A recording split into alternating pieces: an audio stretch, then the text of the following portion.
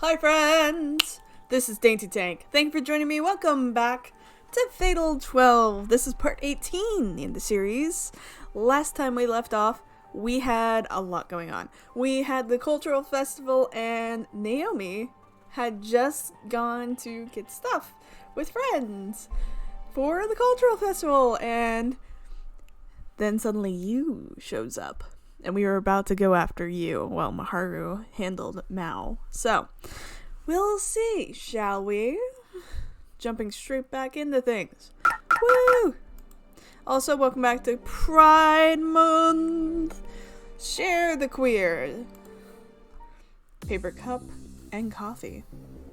Maybe my way out into the hallway, which is as lively as ever. There's even more people than before, which leads to an even bigger line to get into the classroom. Where's Naomi? I don't see them anywhere. You should stand out regardless of how many people there are, so they must not be on this floor. Immediately after that, something I could never expect unfolds. Thunderous roar bursts down the hallway. The whole building shakes. It's a bit too short, too weak to be an earthquake, though. Unrest starts to spread throughout the students and visitors, though. None of them expected something like this to occur.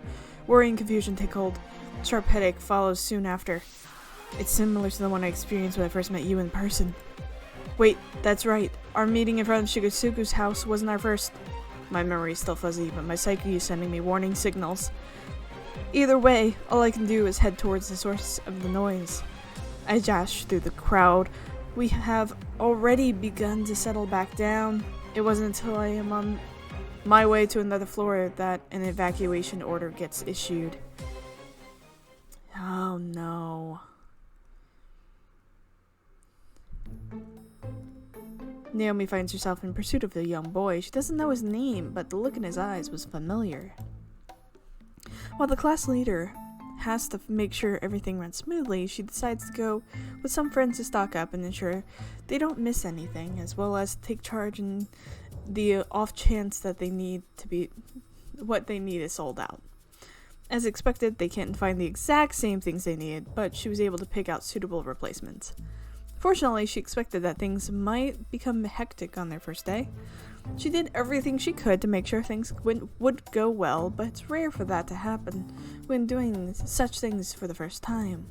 Curious about how things are going, they make their way back to school. Everything is fine until Naomi notices a boy with white hair amongst the students. He's wearing the Amicho uniform.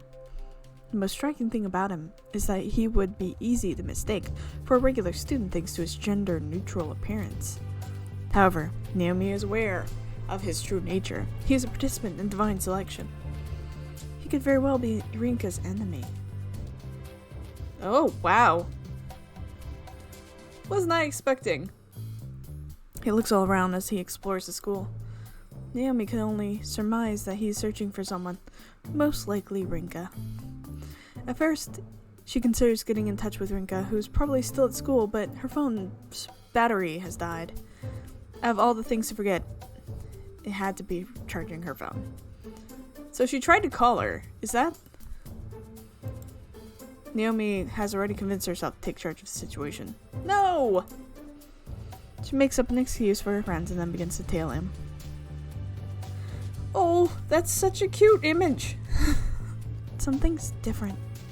He resembles a predator searching for its prey. And you're the prey.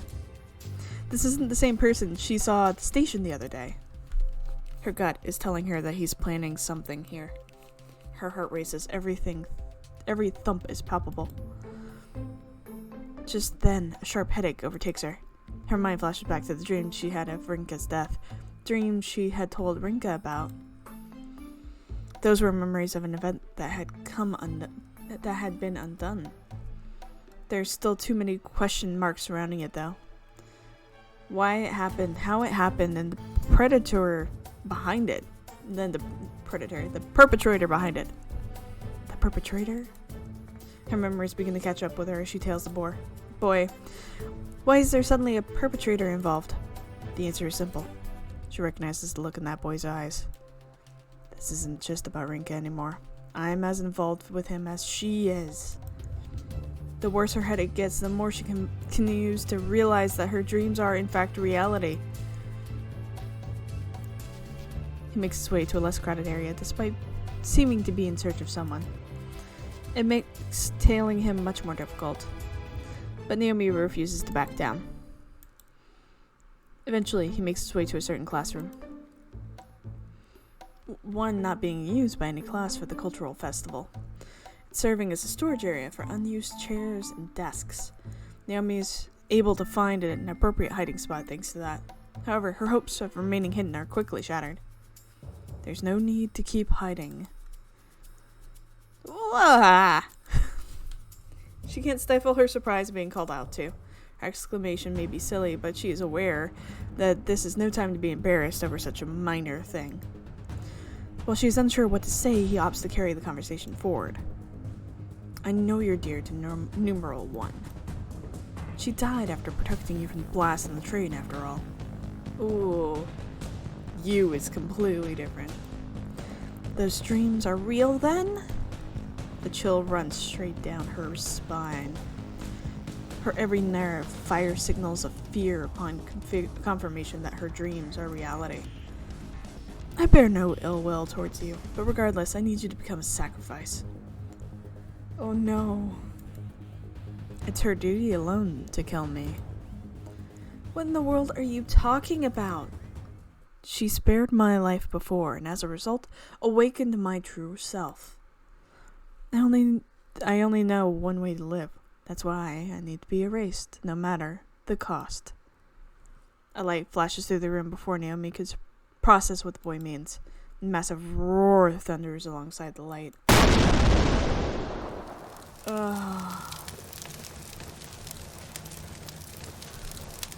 The windows in the classroom crack under the atmospheric pressure of the blast.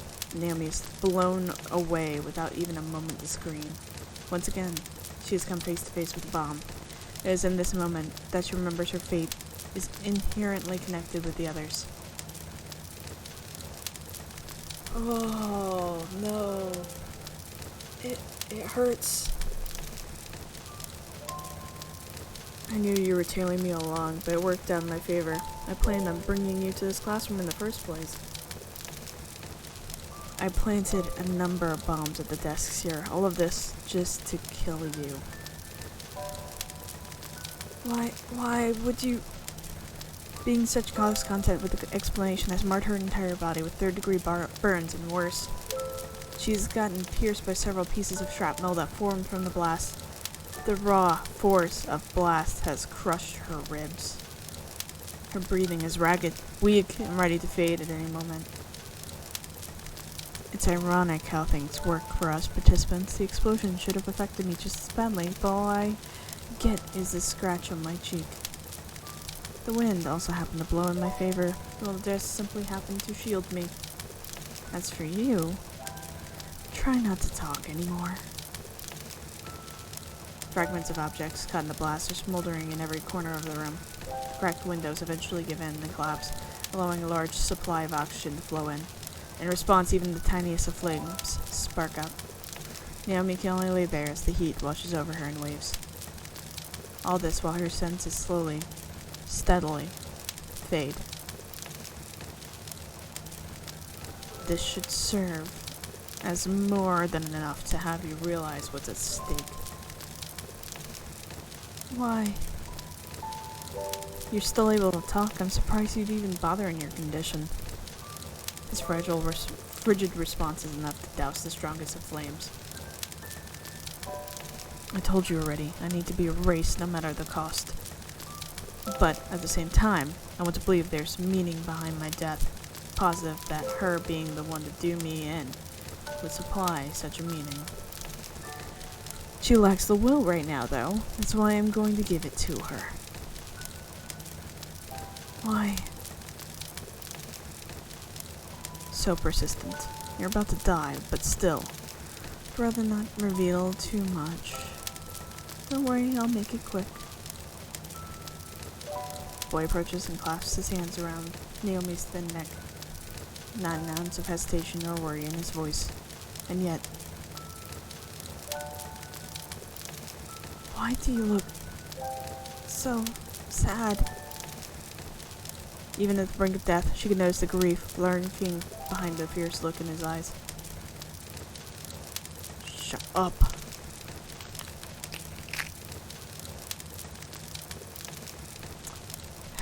He crushes her throat before breaking her neck. The sound of her bones breaking gets muted by the wood crackling and by the flames. He noticed footsteps outside the classroom. His eyes focus on the door. Naomi! Good timing. Even Rinka's cries are overwhelmed by the roaring fire.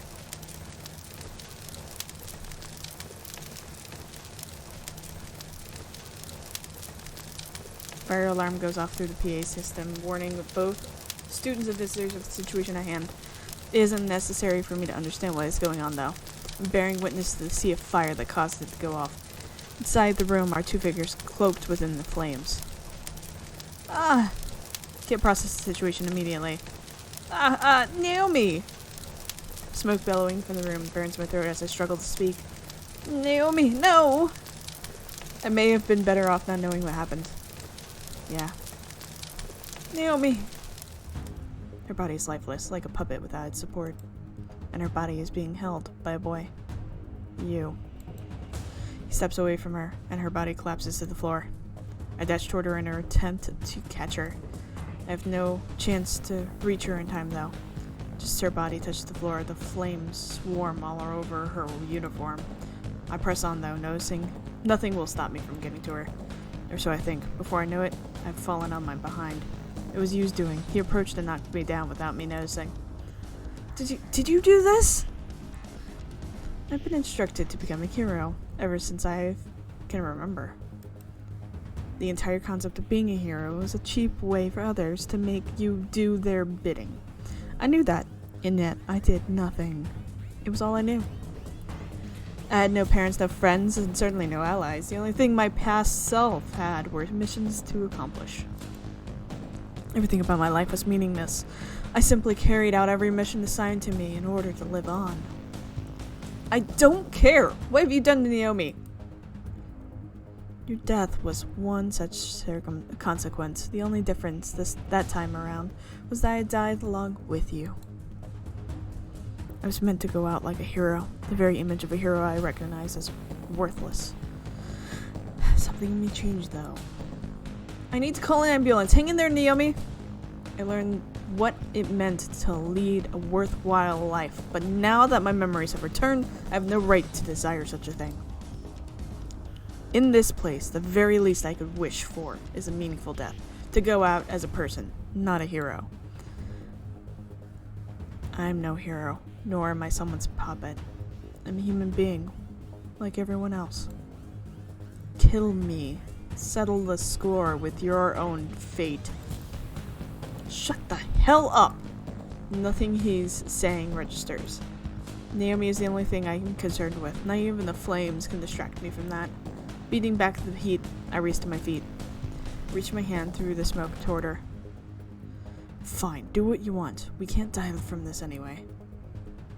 Let me make one thing clear, though. Give her back! I have no intention of letting myself get killed so simply.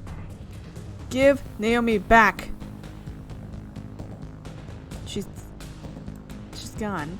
Yu is no longer in my line of sight. I don't care about that, though. There's only one thing on my mind. The one thing I understand the moment I make contact with her lifeless body. It's too late to save her.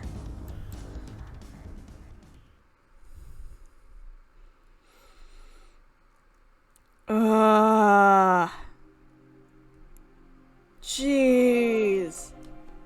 Oh, there's so much there. There's so much to unpack. That got dark quick. Jeez. Good evening, young lady. A harrowing experience befell you, I see. Alas, such a fate. Stop. Amongst those flames, you finally remember the events that transpired, yes? You can no longer avert your eyes from the truth. I don't want to know. Perhaps I'm best off keeping this brief. In that case, let's proceed. It's time for you to face your own fate. Oh. No, no, no, no. Yeah. I noticed the bomb inside the bag. That's very... Yep, that's how a bomb would work, yep. Specifics are beyond me, but comprised of a tube and a bag. The events come back to me in slow motion. Sparks fly from it, causing the liquid inside the bag to spark. An explosion follows, swallowing the train in flames. I remember exactly who was responsible. I'm going to become a hero. It was before I had my card book, so I couldn't have understood what he was saying. But I understood now, though I'm not sure why. The explosion sent him flying first. The salarymen beside him followed almost instantly. The train was full due to everyone making their way home from work, so this was likely the ideal time to cause the most damage. The smell of burnt fat ran through the train. Naomi! My first instinct was to shield Naomi. Ooh! I felt tremendous impact on my back, which sent both me and Naomi flying. The train had stopped by this point, but panic had spread among those not taken out by the blast. Meanwhile, my body had been devastated. I couldn't tell what state I was in. All I knew was that I couldn't make it. As such, the only thing on my mind was Naomi. If I wasn't going to make it, then I'd do all I could to make sure Naomi was dead. She had hit her head after the blast, however, rendering her unconscious. Couldn't say for sure whether or not this was the mere coincidence. The boy responsible for this landed right in front of me after the blast. Flames continued to consume both of our bodies. Now I'm finally be a hero. Don't kid yourself. I'm not sure if we actually exchanged words with them. It may just be something I made up as a coping mechanism. You won't become a hero. You're not even human. You're just a puppet. The boy used his remaining strength to extend his hands to my throat, and he crushed it. Ugh. In that moment, the flames lit up again, blowing him out of the train. Rinka! Rinka! Naomi's screams called out to me while I was on the brink of death. The fierce flames in the train grew harder. The fire in my skull and my soul flickered and faded. So, you were about to die from just being strangled to death, and then you were fried? Those were the memories I had forgotten. The truth locked away within my subconscious. I had no wonder my cause of death card never materialized when I thought I simply got caught in a fire. The fire wasn't what killed me. Suffocation after having my throat crushed.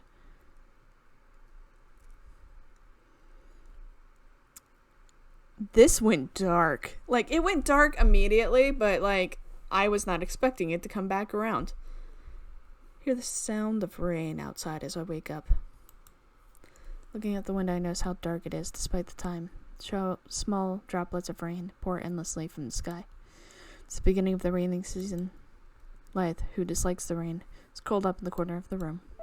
Struggled to remember exactly what happened between now and yesterday. Apparently, Miharu rescued me from the flames after I fell unconscious. How I got home is a mystery, but it looks like I didn't bother to change or even crawl into bed. When I woke up, I was on the floor. Yesterday's events were no dream either. Checking on my phone, it made the news, though without much prominent coverage. It doesn't seem like it's being reported as a terrorist attack. I'm not sure why. Possibly because they haven't finished their inspection yet. How they're reporting it isn't of interest to me, though. I already know the most important consequence of it. The fire was put out before it caused any serious damage. I made it out with only minor burns, but there was one casualty in the end. One person incredibly dear to me. Naomi. Of all the people there, only one lost their life. And out of all the people there, it had to be Naomi.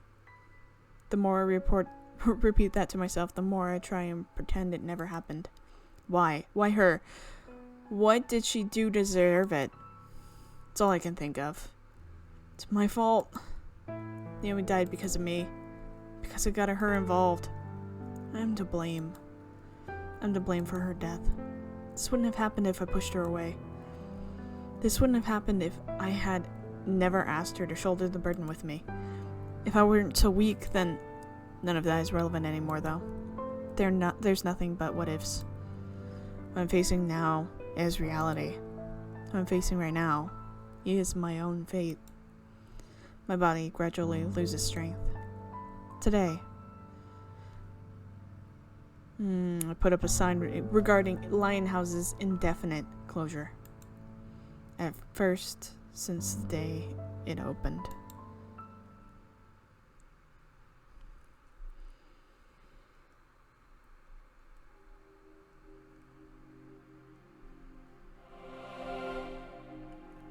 Good evening, my little slaves to fate. Just hearing Parsa's voice annoys me. Having been forcefully brought to the court of fate, all I care to do is stare at my own feet. My mind is elsewhere. Something doesn't seem right. Your face ain't right. Think that's it?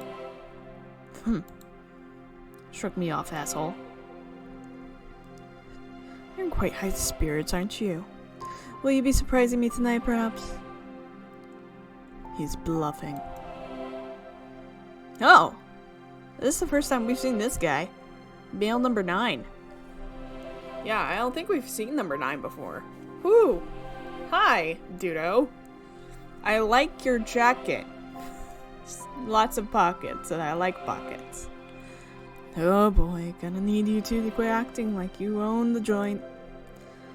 Mind letting me in on the fun now?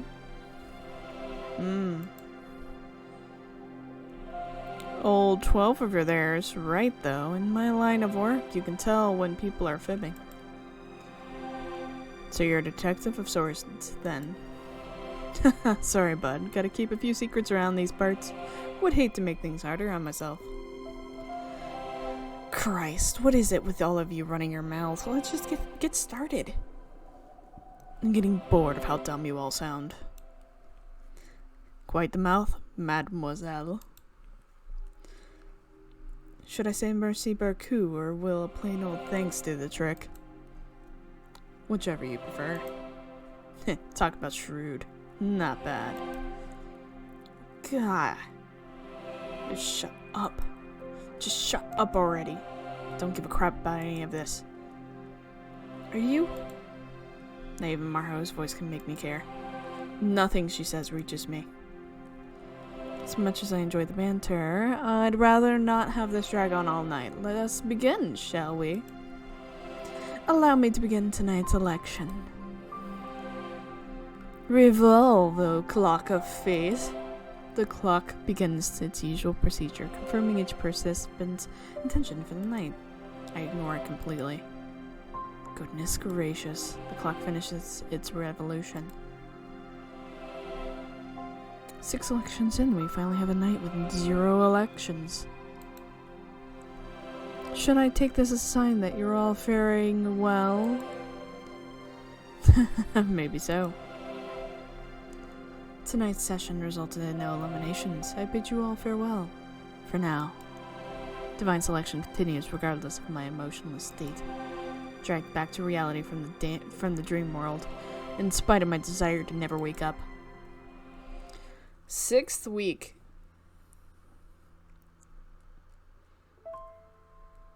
It's Monday, apparently. And it looks like it's raining. It's cool. Who cares? Not like I have to go. We've got the day off. And if I care about that, I see Naomi's smile in my mind's eye. Memories of the coffee we made together here come back to me. As does the sweet taste of the cookies she would bring. I ruined all of that. Smothering myself with my blanket is my way of escaping reality. Hear someone ringing the door buzzer, but I ignore it. The same goes for my phone. Any movement at all requires more effort than I want to give. I don't care about anything anymore. Divine selection may as well be over for me. I'll just wait for someone to eliminate me, whether it be this week or next. Miharu won't do it, even if I ask her, though. But maybe Alan would. Rini! Familiar voice rises above the sounds of the pouring rain. Must be shouting pretty loud for me to hear them up here. But I don't care. Close my heart off once more. You can't just shut yourself in. You gotta say a proper goodbye to her. I somehow drag myself over to open the window, a choice that keeps me from attaining true scum status. Oh.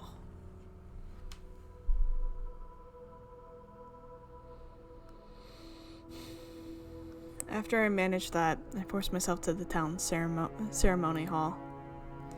I'm not quite sure how to approach Naomi's family, but I do manage to, at least, give them my condolences. Now that I'm here, I realize there's a part of me that I can act somewhat naturally, despite everything. Sniff. It's probable that I won't have bothered to attend Naomi's funeral if it wasn't for Mal. This is a place to say our farewells. Tears are shed by many, myself included. If she eliminated you, would that have reversed it? Probably not. Probably not. It's an odd experience. Almost feel like there are two sides to me. One side is distraught and the other feels nothing at all. The sobs that fill the venue drown out the sound of the rain falling. A lot of Amicia students are here. Naomi's classmates, I'd wager. The role she took on for the cultural festival must have played a big part since she enrolled a mere 2 months ago. In that time, she touched everyone with her sincerity. Yet, at the very same cultural festival is where she lost her life. Not even sure if I have the right to cry. She never would have died if I had not gotten involved in divine selection. She never would have died had I not brought her to Lionhouse to help her with the cultural festival. She never would have died had I not spoken to her that day at the library. She wouldn't have died. She wouldn't have died. She wouldn't have died. I should have been the one to die. I'll never be able to get over this regret. I have nowhere to vent my despair. Sad doesn't begin to describe the situation. Not when someone like her dies so young. There's no doubt that everyone here wishes this were all a bad dream. I'm sure none of us would come to terms with reality that Naomi is no longer a part of our lives. Even though I haven't accepted it despite being a witness to the event myself. Why do things turn out this way? If this is all due to fate, then there's nothing I despise more. Naomi. Before I realize my two desperate sides merge back into one. I'm unable to hold back any longer. I weep openly in public. You're in Sniff. You're not the only one who's sad, Rini. None of us can believe she's gone. Stop. Wah! Naomi. Ah! I know this is supposed to be very intense and sad, and it is, but I don't know how to make sad crying noises like that. Rinka, Naomi's funeral ends in a blink of an eye. Lacking the will to eat, I dive right back into bed when I get home. Don't leave her alone. You should stay the night with her, Miharu, on this one. Not sure when I fell asleep, or what time I woke up. A distinct emptiness assaults me as soon as I do wake up, though. I dreamt of all the times I spent with Naomi. None of that means anything now. They're just past events. In this moment, I truly understand how it feels to have regrets that are lodged in the past. Things are moving along at school. They're finally going to carry out investigations under the assumption that it was a terrorist attack. As such, it'll be closed for another week. That's perfect for me considering it takes all my energy just to get out of bed. Under normal circumstances, I would have relied on my gran here, but it just so happens that the person she's taking care of collapsed on Saturday night. She's busy helping them. Oh, your hair is a mess. Need to deal with this on my own. Another day passes. Another day of me doing absolutely nothing.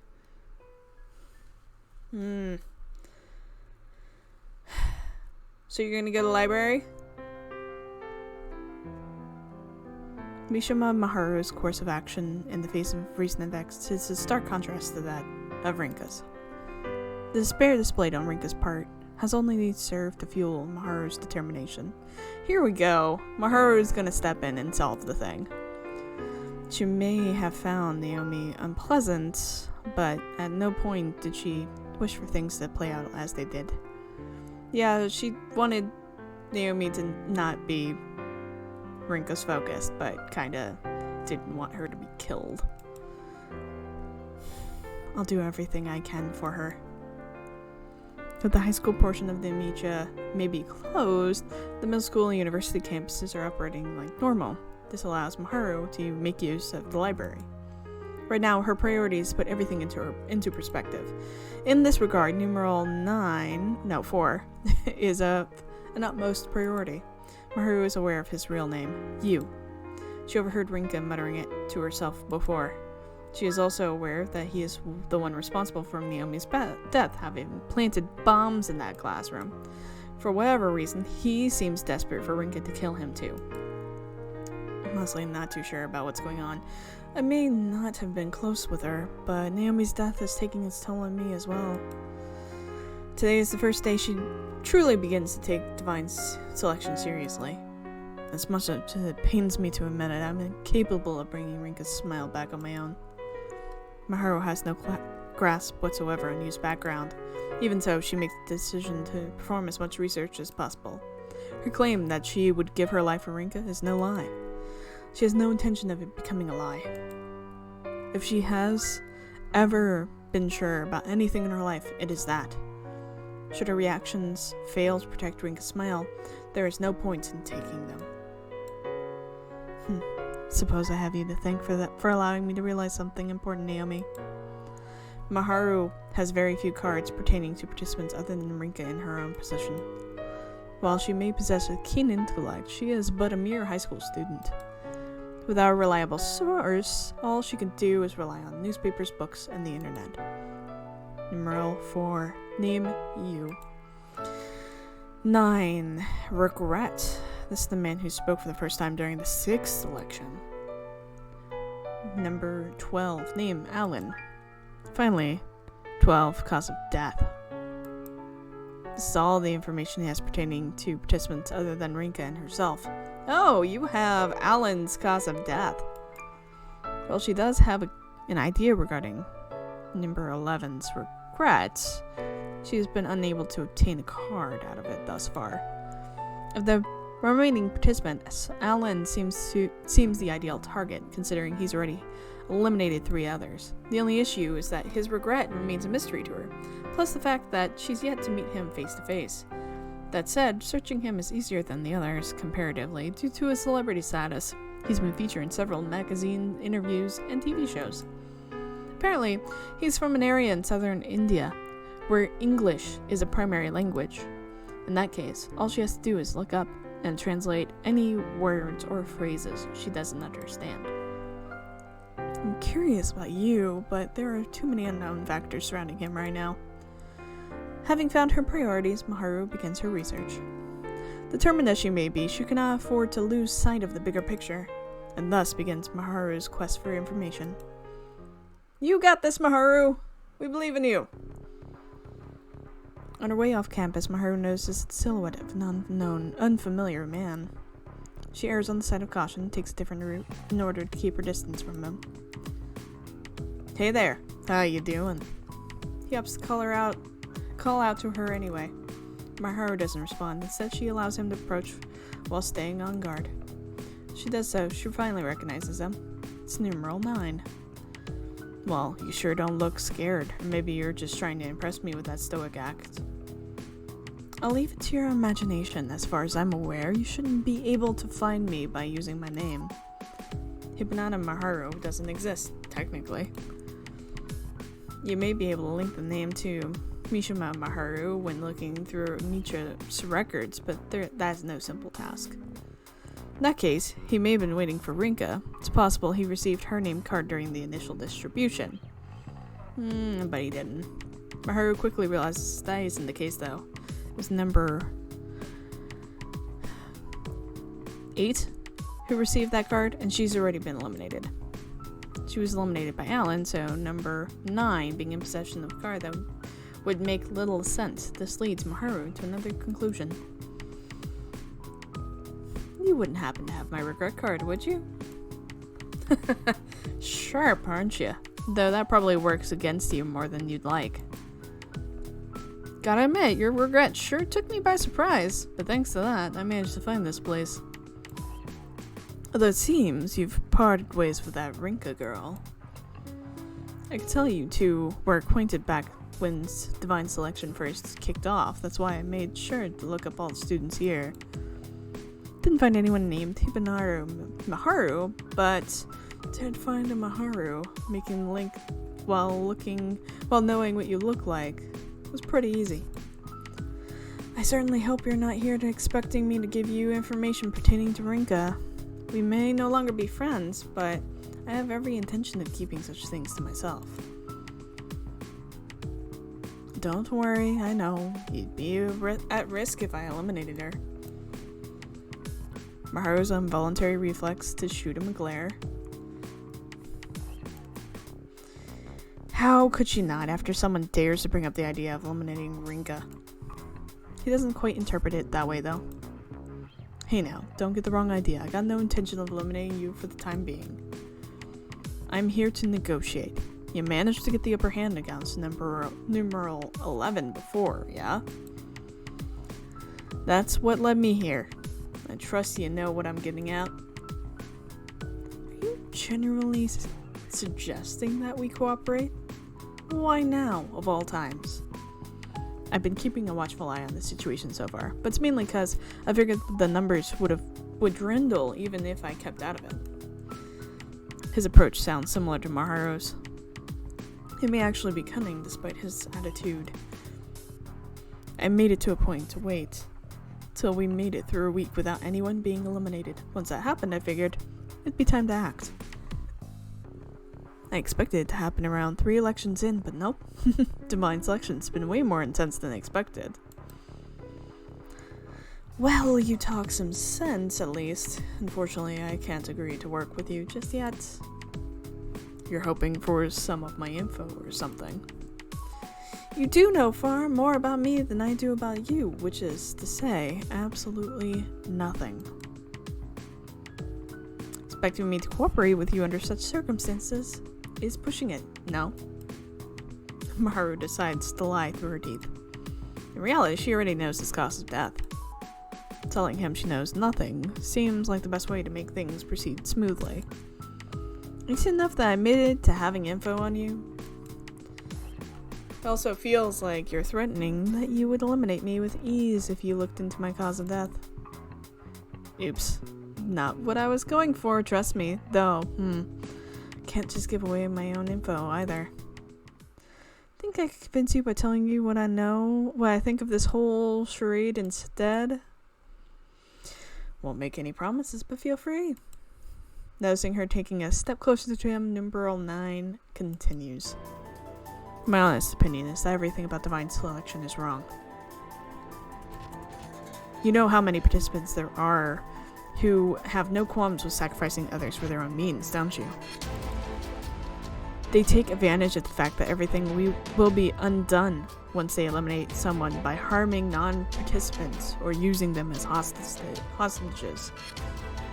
Such actions are, without a doubt, evil. What happened on Saturday proves it. So you're aware of what happened. Isn't it weird not to question why people like that get to take part in the first place? There's even talk about numeral 4 being linked to the terrorist group NOOO. I'm not sure why they target this place, but they're the kind of folks who aim for crowded places like concert venues. They're satisfied just knowing there'll be plenty of victims. As far as I'm concerned, it's entirely possible they wanted to make a statement to you two by going after your school. It could be their way of saying they'll keep this up as long as you two don't surrender. Numeral 4's creepy silence in the dream world doesn't help things. Miharu's eyes widen when she hears that. She never expected to walk away from this with clues leading to numeral 4's identity. NOOO is a terrorist group that operates on a global scale. So little is known about them, but that it's common for smaller, unrelated groups to use their name for recognition. The bright side is there was only one casualty, but the number of victims is important here. Oops, got a little off track. You know we're going with this, don't you? Continues to speak, his tone serious. The only people who deserve to make it through this are those on the side of justice. I can't say whether that's you, myself, you, or your old buddy Rinka, but based on everyone's actions so far, I can't think of anyone else. I have every intention of letting you win, should I come to the conclusion that you deserve to live. Not only is he making sense, but he doesn't seem tricky to deal with.